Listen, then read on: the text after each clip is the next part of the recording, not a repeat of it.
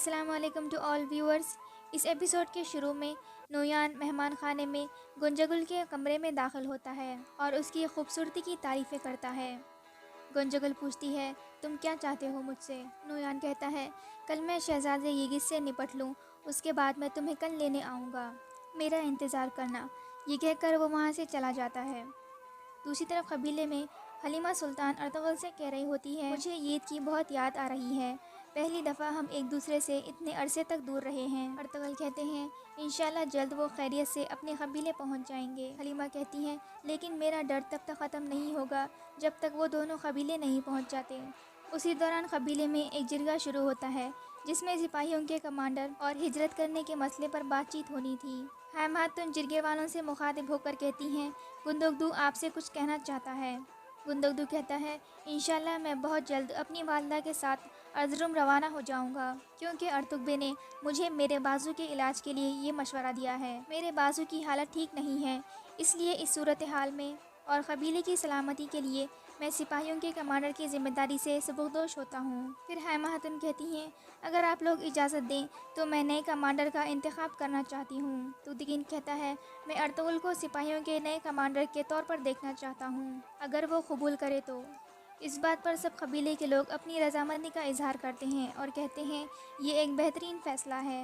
Ertugrul कहते हैं, आपका शुक्रिया कि आप सब ने मुझे इज़्ज़त दी, लेकिन मेरी कुछ और ज़िम्मेदारियां हैं जो मैं पहले पूरी करना चाहता हूँ। गुंदुगदू कहता है, अगर अर्तुगरुल इस ज़िम्मेदारी के लिए तैयार नहीं है तो मैं इस ज़िम्मेदारी को सुंगुर्तकीन को सौंपना चाहूँगा। सुंगुर्तकीन कहता है, अगर सब लोग इजाज़त दें तो मैं ये ज़िम्मेदारी उठाने के लिए तैयार हूँ। इसके बाद जिरगे के सब लोग कहते हैं, ये भी सही फ़ैसला है, हम सुंगुर्तकीन को सिपाहियों का नया कमांडर बनाना चाहते हैं।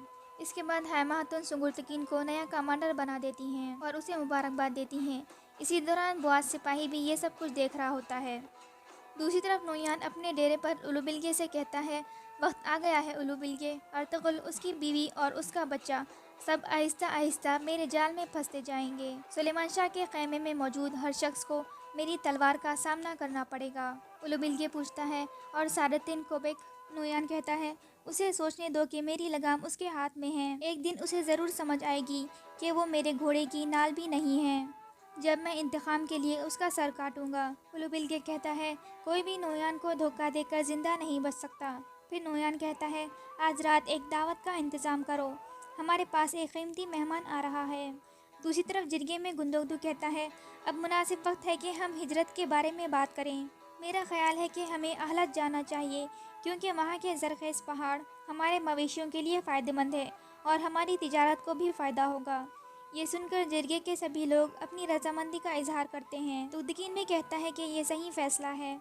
इसके बाद अर्तुगरुल सभी लोगों से मुखातिब होते हुए कहते हैं, दोनों जिरगों का इत्तेहाद एक अच्छी बात है, लेकिन हमें उस जगह नहीं जाना चाहिए जो हमारे मवेशियों के लिए सही हो, बल्कि हमें उस जगह पर जाना चाहिए जिस पर हम अपने कबीले के लिए पाक जंग कर सकें। अगर आप लोग मवेशी चराकर ही अपनी ज़िंदगी गुजार देंगे तो उस ख़ानदान मिट जाएगा और अमन भी बाकी नहीं रहेगा। लेकिन जिरगे के कुछ लोग अर्तुगरुल के फ़ैसले की मुखालिफत करते हैं और कहते हैं, अर्तुगरुल बे, ये किस किस्म का मुबारक सफ़र है, क्या हम हिजरत मवेशियों के लिए नहीं करेंगे? फिर एक आदमी कहता है, अर्तुगरुल बे, आपके दिमाग में क्या चल रहा है, हमें बता दें। अर्तुगरुल कहते हैं, हमारे लिए मुबारक रास्ता ईमान की जद्दोजहद का रास्ता है। हमारे कबीलों के लिए दोनों जहानों में मुबारक रास्ता जिहाद का रास्ता है। जब तक हम इस आर्जी दुनिया की परवाह करेंगे तो उगुस की रिवायात और अमन ख़त्म हो जाएगा। तुदकीन कहता है, आपके अल्फाज हर बहादुर के दिल में जोश पैदा करते हैं, लेकिन अगर आप चाहते हैं कि हम मंगोलों से लड़ते रहें जिनके कब्ज़े में आधी दुनिया है, क्या इस तरह हम अपने कबीले को नामालूम रास्ते पर नहीं ले जाएंगे? अर्तुगरुल कहते हैं, मैं मंगोलों के साथ जंग और जिहाद करने की बात नहीं कर रहा, बल्कि मैं वहाँ जाने की बात कर रहा हूँ जहाँ से सूरज गुरूब होता है। मैं बेज़ंतीन जाने की बात कर रहा हूँ। ये सुनकर जिरगे के लोग हैरान हो जाते हैं और आपस में बातें करने लगते हैं। दूसरी तरफ मेहमान खाने में सादतिन गुंजगुल के पास आता है और उससे पूछता है, क्या कल रात नोयान आया था? गुंजगुल कहती हैं, हाँ, वो यहाँ आया था और उसने कहा है कि जब वो शहज़ादे से निपट लेगा तो वो मुझे लेने आएगा। सादतिन पूछता है, क्या तुम इसके साथ जाओगी? गुंजगुल कहती है, मैं इसके साथ उसकी खबर तक भी जाऊंगी, क्योंकि मैं धुंधार और शहज़ादे की तकदीर देखना चाहती हूँ। सादतिन कहता है, बहुत अच्छे, लेकिन तुम मोहतात रहना, تاکہ نویان کو پتہ نہ چلے کہ تم میرے لیے کام کر رہی ہو، ورنہ وہ تم پر رحم نہیں کھائے گا۔ یہ کہہ کر سالتن وہاں سے چلا جاتا ہے۔ دوسری طرف جرگے میں گندگدو کہتا ہے، یہ تم کیا کہہ رہے ہو ارطغرل؟ کیا ان سب مصیبتوں کے بعد تم ہمیں نئی مصیبت میں ڈالنا چاہتے ہو؟ اور اس پر تدکین بھی اس فیصلے کی مخالفت کرتا ہے۔ اس کے بعد حائمہ خاتون سب سے مخاطب ہو کر کہتی ہیں، جو لوگ ارطغرل کے فیصلے پر راضی ہیں وہ اپنا ہاتھ کھڑے کریں۔ لیکن اس پر صرف 2 لوگ ہاتھ کھڑے کرتے ہیں، سنگرتکین اور ارطغبے۔ اس کے بعد ارطغرل کہتے ہیں، بیزانتین ہی وہ سرحد ہے جو ہمارے قبیلے کے لیے صحیح ہے، اس لیے میں وہاں پر ہجرت کر کے جاؤں گا، اور جو لوگ مجھ پر بنا کوئی شک کے یقین رکھتے ہیں وہ لوگ بھی میرے ساتھ جائیں گے۔ یہ کہہ کر ارطغرل جرگے سے باہر نکل جاتے ہیں۔ اس کے بعد ارطغرل اپنے گھوڑے پر سوار ہو کر غصے میں قبیلے سے جانے لگتے ہیں۔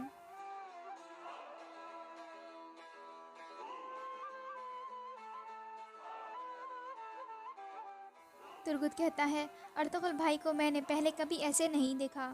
بامسی کہتا ہے، بھائی کیا اب ہم ایسے ہی دیکھتے رہیں گے؟ چلو ان کے پیچھے چلیں۔ اس کے بعد ارطغرل کے سپاہی بھی اپنے گھوڑوں پر سوار ہو کر ارطغرل کے پیچھے روانہ ہو جاتے ہیں۔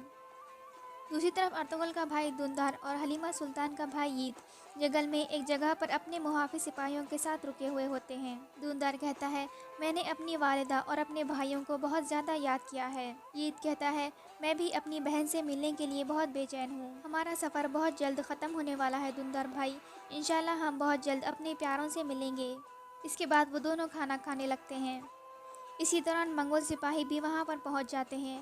ایک سپاہی دوسرے سپاہی سے کہتا ہے، جا کر نویان کو بتاؤ کہ ہمیں دونوں لڑکے مل گئے ہیں۔ دوسری طرف قبیلے میں حائمہ خاتون اور گندگدو ارزرم روانہ ہونے کے لیے تیار تھے۔ حائمہ خاتون کہتی ہیں، ہماری غیر موجودگی میں آپ لوگ دندار اور یید کا خیال رکھنا۔ اس کے بعد وہ سب سے ملنے کے بعد گھوڑا گاڑی پر بیٹھ کر ارزرم روانہ ہو جاتے ہیں۔ اس کے بعد سہلجان تدکین کے پاس پہنچتی ہے اور کہتی ہے، میں گوکچے کے بارے میں بات کرنا چاہتی ہوں۔ گوکچے بہت پریشان ہے اور وہ کچھ کھاتی پیتی بھی نہیں ہے۔ وہ آپ کی بیوی ہے، جب تک آپ کی اجازت نہ ہو تو یہ بات کرنا میرا کام نہیں ہے، لیکن میں اپنی بہن کے لیے بہت پریشان ہوں۔ تدکین کہتا ہے، یہ مسئلہ میرے اور گوکچے کے درمیان ہے۔ سہلجان کہتی ہے، یہ کون سا مسئلہ ہے جو آپ کے اور گوکچے کے درمیان ہے؟ جب بھی میں گوکچے کو دیکھتی ہوں تو مجھے ایک ایسی لڑکی نظر آتی ہے جو آپ کے لیے قربان ہو سکتی ہے۔ سہلجان کہتی ہے، کیا مسئلہ ہے آپ مجھے بتائیں، میں 2 پیار کرنے والوں کو دکھی نہیں دیکھ سکتی۔ اس کے بعد تدکین اپنے غصے کو قابو نہیں کر پاتا اور کہتا ہے، اس نے مجھ سے جھوٹ بولا ہے، اس کے دل میں ارطغرل تھا لیکن اس نے پھر بھی مجھ سے شادی کر لی۔ سہلجان کہتی ہے، تم سے ملنے کے بعد وہ سب کچھ بھول گئی تھی اور اسے احساس ہو گیا تھا کہ ارطغرل سے اس کا پیار حقیقی نہیں تھا۔ کیا اس کی آنکھوں میں تمہیں یہ نظر نہیں آیا؟ کیا تمہیں اسے پرسکون دیکھ کر نظر نہیں آیا؟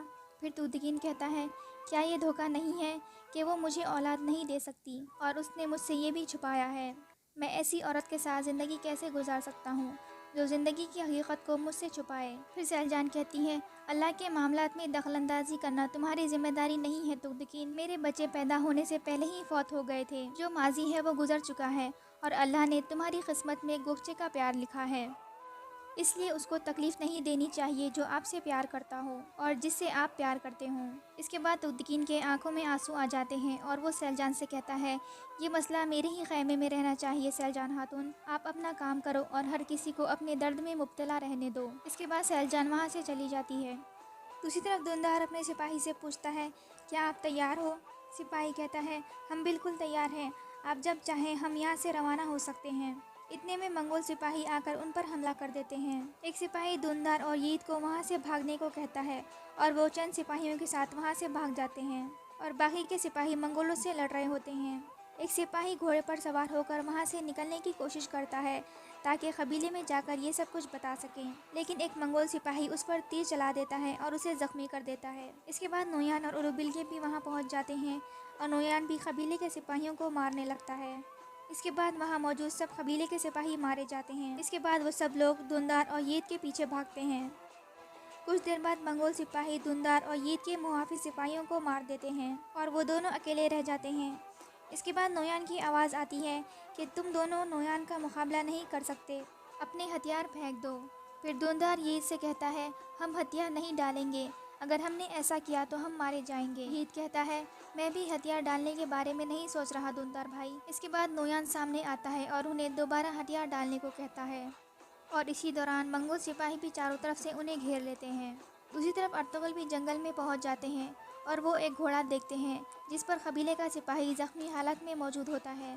ارطغرل جا کر اسے گھوڑے سے اتارتے ہیں اور اس کا تیر نکالتے ہیں۔ اس کے بعد وہ سپاہی ارطغرل کو بتاتا ہے جا کر دھندار اور یید کی مدد کرے، وہ خطرے میں ہیں۔ ارطغرل پوچھتے ہیں کس نے کیا ہے یہ؟ سپاہی کہتا ہے نویان نے۔ یہ کہہ کر وہ وہاں شہید ہو جاتا ہے۔ اس کے بعد ارطغرل فوراً اپنے گھوڑے کی طرف بھاگتے ہیں۔ دوسری طرف نویان ان سے کہتا ہے اپنی تلواریں پھینک دو، میرا تم دونوں سے کوئی مسئلہ نہیں ہے، میرا مسئلہ ارطغرل ہے۔ اس کے بعد دھندار نویان پر حملہ کر دیتا ہے۔ پھر وہ اپنے سپاہیوں سے کہتا ہے ان دونوں کو باندھ دو۔ اس کے بعد ارطغرل بھی وہاں پہنچ جاتے ہیں اور نویان کو للکارتے ہیں، اور یہاں یہ ایپیسوڈ ختم ہو جاتا ہے۔